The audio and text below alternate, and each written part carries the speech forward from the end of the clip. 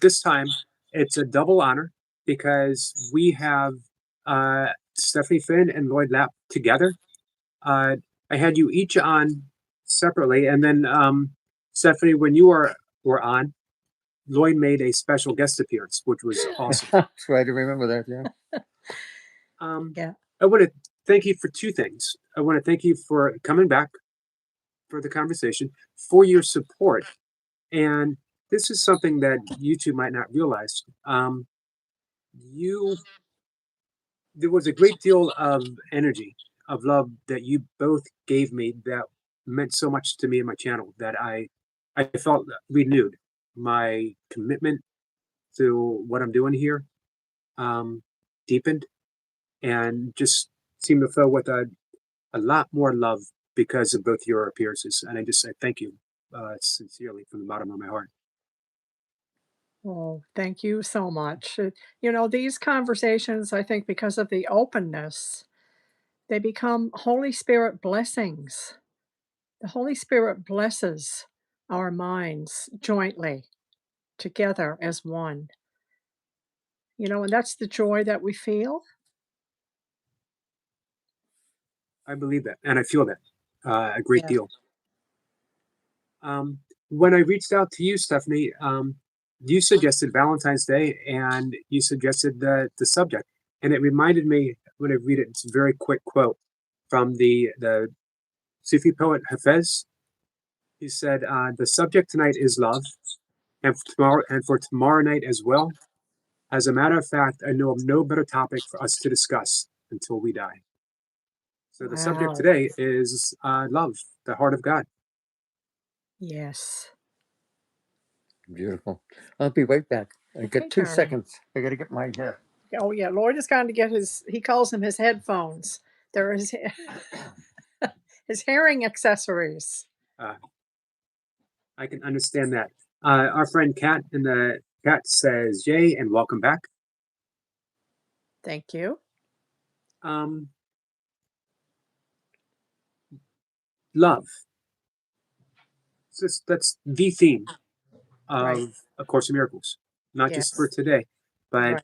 365 lessons and the text and the manual for teacher. Everything is about opening to love.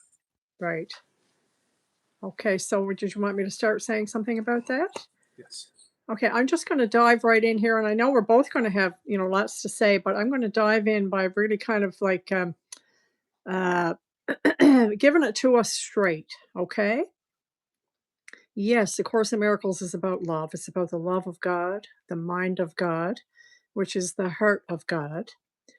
And of course, as the Course says right in the very beginning, we're not here to really find out about love as much as we are here to release the blockages or the barriers to love, right? That's really the purpose of the Course. And I really love what Ken Wapnick says about that. And it really made a lot of sense to me.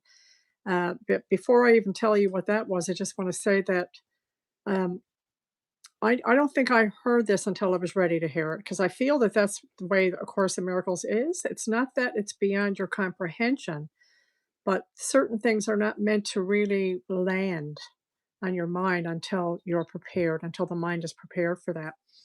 So, to release the barriers to love. So, what are those barriers?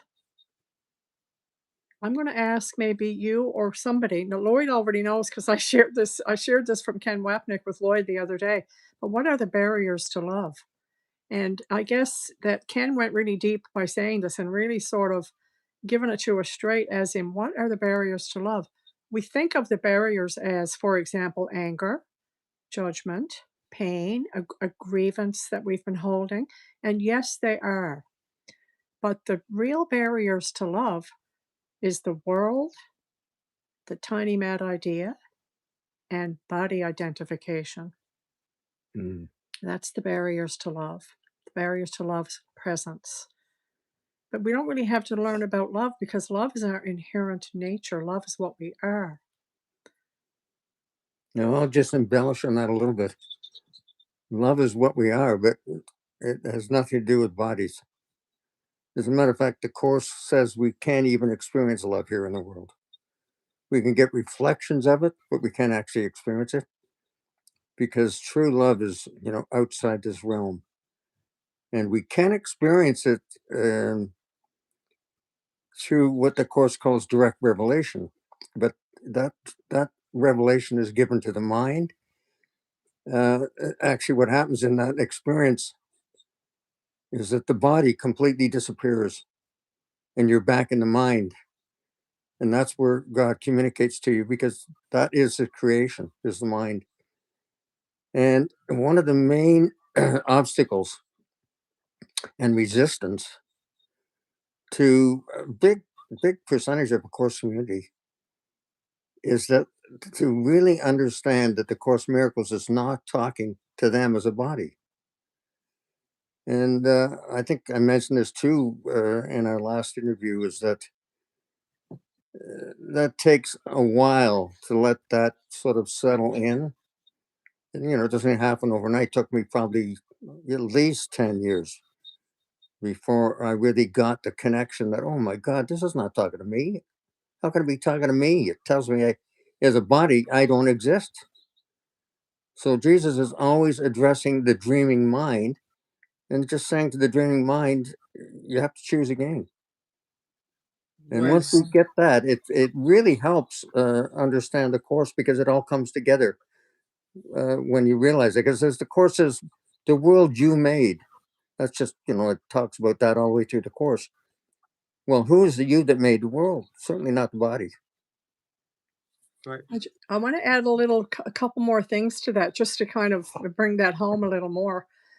We were reading in the Course yesterday that God is always communicating with the Holy Spirit in your mind. That's another way of saying that. And another analogy that I really like is that he's talking to the butterfly, not the caterpillar. I like that. Yeah, I love that's that. a good way to put it. And you always have been the butterfly. You've actually never been the caterpillar. You're just having a dream, and you could say a dream, but sometimes it's a nightmare that you are Right. the caterpillar. It has its ups and downs, some good, some bad. But it's, the total realization eventually is that there is no good or bad, because it's a dream. Nothing in a dream is good or bad. So